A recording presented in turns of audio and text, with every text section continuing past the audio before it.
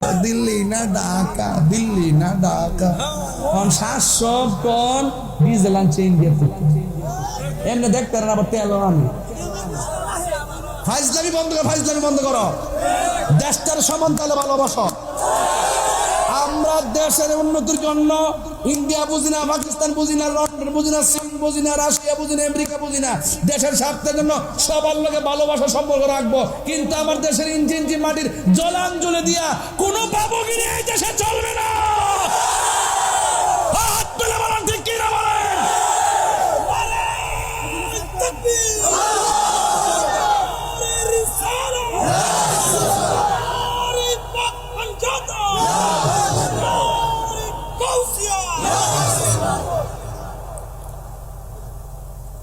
NCP ইনকিলাব ইনকিলাব জিন্দাবাদ। কোন সমস্যা আছে? বিএনপির বাংলাদেশ জিন্দাবাদ, সমস্যা আছে? আওয়ামী লীগের জয় বাংলা, জয় বঙ্গবন্ধু, অসুবিধা আছে? তো যার যার দলের স্লোগান আমরা কই আহলে সুন্নাত ওয়াল জামাত। একটা স্লোগান আরেকজন আগুন ধরে জায়গা পারে, তোরটা তুই কই, একটা কইব, আরেকজন আরেকজনে কইব। স্বাধীনতা আছে না নাই? এই সুন্দর রাজনীতি এই দেশে চলতো না। এই দেশের জন্য কেউ রাজনীতি করে না, সবার স্বার্থের জন্য রাজনীতি করে। মানে যে লোকগুলো সংসদে গেছে, সংসদটা সার্কাস বানাই দিয়েছে। আমার নবীরে দেখলে গুনাহ হয় না, মাফ হয়।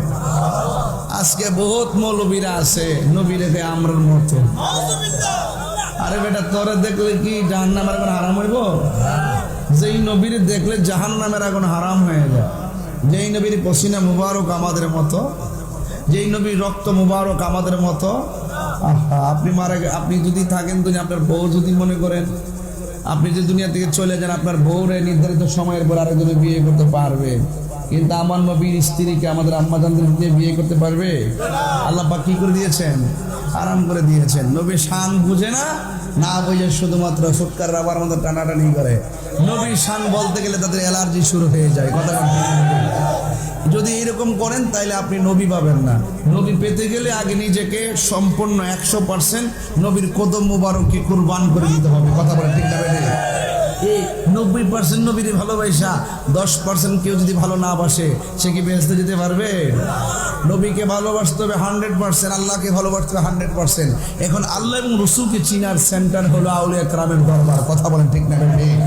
এই জন্য দরবারে অনেক মুরিদানরা বহুত দূর দূরান্ত থেকে আসছেন কিনা?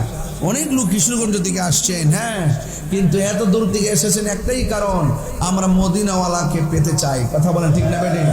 মুর্শিদের উসিলাই আমরা মদিনাওয়ালাকে পেতে চাই। আমরা তো চিনি রাস্তা, যিনি ছিলেন তার কাছে যেতে হবে।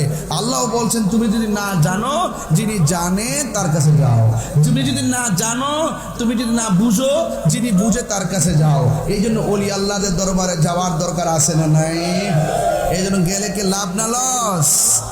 এই জন্য যুবক ভাইয়েরা আমার, আমি বলেছি এই দেশের মধ্যে ইসলামটা আমাকে অনেক সময় বলে, হুজুর ওই উত্তরবঙ্গে অনেকের মাজার শরীফ নাই, মাজার মানে না, ওলি আল্লাহ মানে না। আমি কে মানবো কেমনে?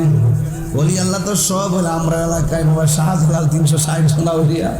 আমার বাজানে তো প্রতি মাসে কয়েকবার নাসিরউদ্দিন শিপাশ রহমাতুল্লাহ দরবারে বড় বড় মাহফিল করে, অনেক বড় বড় উরুস মুবারক করে। আরে বাবা সুলতানুল আউলিয়া হযরত বাবা শাহজালাল আমনী রহমাতুল্লাহ আলাইহি 360 জন সফর সঙ্গে ওনারা এই অঞ্চলের মধ্যে আরাম করতেছেন। এই জন্য আমরা বড় সৌভাগ্যবান, ওলি আল্লাহ আমরা পেয়ে গেছি। যে এলাকা ওলি আল্লাহ বেশি, ওই এলাকার মানুষগুলো সবচেয়ে বেশি শান্তিপ্রিয় হয়। কথা বলেন ঠিক কিনা? যে দিতে নাই, এই দিতে শুধুমাত্র দুনিয়া দুনিয়া, বান্ডেল আর বান্ডেল, টাকার জন্য পাগল হয়ে যায়, চেয়ারের জন্য পাগল হয়ে যায়। এখন আর আন্দোলন টান্দোলন নাই, চেয়ার ভাইয়া গেছে সব শেষ। হ্যাঁ, কথা কোন ঠিক না বেটি? এই দেশকে ভালোবাসা কেউ রাজনীতি করে না, সব স্বার্থ আর টাকার কারসাজি। কথা বলে ঠিক না? আমাদের অন্তরের ভিতরে আমার মৌলা আলীর মহাব্বত আছে না নাই? আহলে বাইতের মহাব্বত আছে না নাই? আছে। এই জন্য আপনাদেরকে অনুরোধ করে বলবো, আহলে বাইত রাসূল সাল্লাল্লাহু আলাইহি ওয়াসাল্লামের মহাব্বত যার অন্তরে থাকবে সে ওলি আল্লাহকে মানবে। কথা বলেন ঠিক কিনা? আহলে বাইতের মহাব্বত যার অন্তরে নাই সে তরিকত স্বাদ পাবে না, শরীয়ত স্বাদ পাবে না, হাকিকত স্বাদ পাবে না, মারিফাত স্বাদ পাবে না, সে মদিনাওয়ালার সন্ধানও পাবে না। কারণ আহলে বাইতকে মহব্বত করা শুধুমাত্র ঈমান না, ঈমানের অবিচ্ছেদ্য অংশ। কথা বলেন ঠিক কিনা? এজন্য আমরা সবাই আহলে বাইত রাসূলকে ভালোবাসতে চাই কি চাই না? আরো বড় করে চাই কি চাই না? আমাদের দেশে অনেকে ভালোবাসতে চায় না। আমাদেরকে অনেক সময় বলে আমরা নাকি এই কারবালার ওয়াজ করি, আমরা নাকি ওলি আল্লাহর ওয়াজ করি, নামাজের ওয়াজ করি না, রোজার ওয়াজ করি না, হজের ওয়াজ করি না, যাকাতের ওয়াজ করি না। আরে বেটা, নবীর নামাই না, নবীর মোহব্বত না করিয়া নামাজের ওয়াজ করলে কি লাভ হইব? কথা কন না কেন? লাভ হইব? এই জন্য নবীকে ভালোবাসা যদি আপনি নামাজ পড়েন লাভ হবে, রোজা রাখেন লাভ হবে, যাকাত দেন লাভ হবে, আপনি ইবাদত করেন লাভ হবে। যদি আহলে বাইতের মহব্বত না থাকে তাইলে আপনার সব কিছু কি হয়ে যাবে? বরবাদ হয়ে যাবে। বুঝতে পেরেছেন? এই জন্য আমরা আহলে বাইত রাসূলুল্লাহকে আমরা জানের চাইতে বেশি ভালোবাসি। বাসি কি বাসি না? আরো বড় করে বাসি কি বাসি না? এই জন্য আমরা আহলে বাইতকে ভালোবাসি, মৌলা আলীকে ভালোবাসি। বাসেন তো আপনারা? এই জন্য মৌলা আলী হলো বেলায়েতের সম্রাট এবং মারিফাতের সম্রাট। এখান থেকে তরিকা আস্তে আস্তে এ পর্যন্ত আসছে, কিয়ামত পর্যন্ত চলবে পীর মুরিদি। কারণ নবুয়তের দরজা বন্ধ, বেলায়েতের দরজা কথা কথা খোলা। বেলায়েতের দরজা খোলা, এটা কিয়ামত পর্যন্ত খোলা থাকবে। আজকে যারা বায়াত হন না, এমন অনেক লোক আসছেন না বায়াত রাসূল গ্রহণ করেন নাই। আপনারা যে দরবার এসেছেন, মহান মুর্শিদের কাছে আপনারা এসেছেন, দয়া করে আপনারা বায়াত হয়ে যাবেন। এটা কিন্তু সুবর্ণ সুযোগ, বায়াত হয়ে যাবেন। বায়াত যদি না হন তাহলে ওই যে আল্লাহ রাসূল বলছেন আমার আহলে বাইত হলো নূহ নবীর কিস্তির মতন। কারণ এমন একটা সময় আসবে যে ঝড় তুফান আসলে ঘর কি হয়ে যায়? ঝড় তুফান আসলে ঘর উড়ে যায়। কিন্তু এই তুফানের চাইতে আরো বড় ভয়ঙ্কর তুফান হলো ঈমান বিদ্বেষীরা। কথা কথা ঠিক? আমাদের দেশে 72 দল আছে না নাই?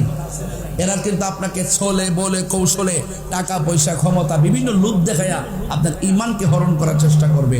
যার অন্তরে আহলে বাইতের মহব্বত থাকবে তার ঈমান কখনো কেউ চুরি করতে পারবে।